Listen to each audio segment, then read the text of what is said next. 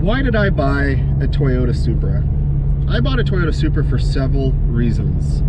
I wanted to experience the platform first and foremost. This car is either loved or it's hated. It's hated in the fact that Toyota partnered with BMW to make this car. I actually think it makes this car extremely fun to drive, and it makes it a blast. But Toyota Supra's always been a name that has bounced around in my head. Obviously the Mark IV Supra is unattainable for me in terms of pricing, in terms of where that car is at. But this car, I've always loved the styling of it. And so I bought the car because I love the looks of it. When you look up reviews online of people dynoing the car puts out way more horsepower than what is stated on the sheet. The 382 is pretty much more like to the wheels instead of the crank. Look at that sunrise. Hopefully you guys can see that. Oh, it's gorgeous. But for me, I wanted to be able to have this iconic sports car in the Toyota Supra. And love it or hate it, the Mark V I think is an amazing, amazing car. So it's a car that I've always wanted since the Fast and Furious, and the Mark IV I couldn't attain. I love the looks of this car, but when you look at people modifying this car with a downpipe and a tune, now granted, if you have I believe it's a 2021 model and later, these cars are a lot harder to tune. The ECUs come locked. The earlier versions with less horsepower, much easier to tune. There is a way to tune these ones. It is a lot more expensive to do it. But when you look at this car in terms of horsepower, in terms of what it does, it punches well above its weight. It's really an underdog in a lot of ways. It's an underdog in that, you know, this car can keep up with a lot of V8s and even be faster than it. You know, it's a car that, you know, I've done quarter-mile times on just back roads, and it's running, you know, 12-second quarter miles, which isn't too bad. It's pretty impressive. And so for me, I wanted this iconic car. I love the looks of it.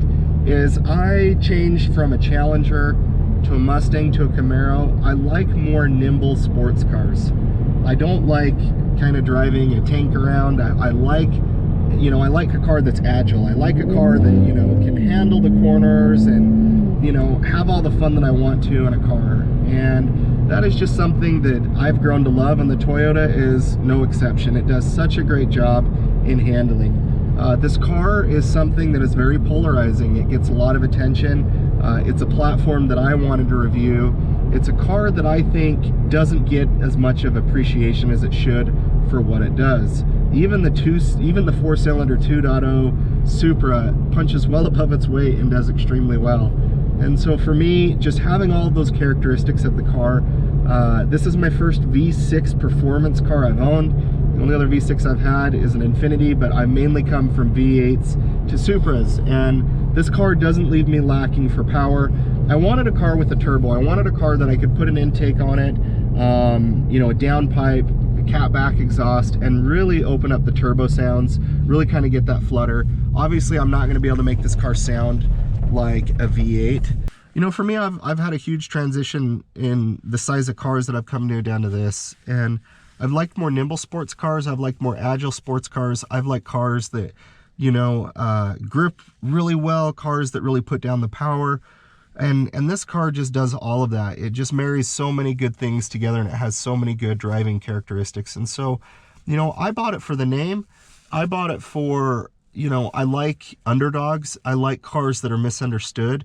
And for me, I like being able to bring to light the things that I think cars do really well and they don't get enough attention on. And I think the Supra fits that mold. It's an underdog. It's a car that I think is misunderstood.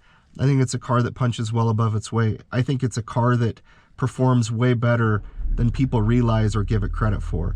Now, I moved from a manual to an automatic, and there's days I miss a manual, and then there's days that I don't. They've done a good job in just how this car drives in terms of, you know, when you do want to, you know, kick it over into manual gear shift mode, paddle shifters. So for me, I like the underestimated. I like the underdogs. I like the iconic car. I like the history of this car. And I wanted to understand for myself, is the Mark V a good successor to the Mark IV? And my answer is yes, it is. This car has the looks. It does get your attention. This engine, to be determined, but this inline six has been in BMW's lineup for a long time, and it's a very tunable, modifiable car. For me, it checks all the boxes that a Mark IV provided. Now, after 100,000 miles, 150,000 miles, we can reassess.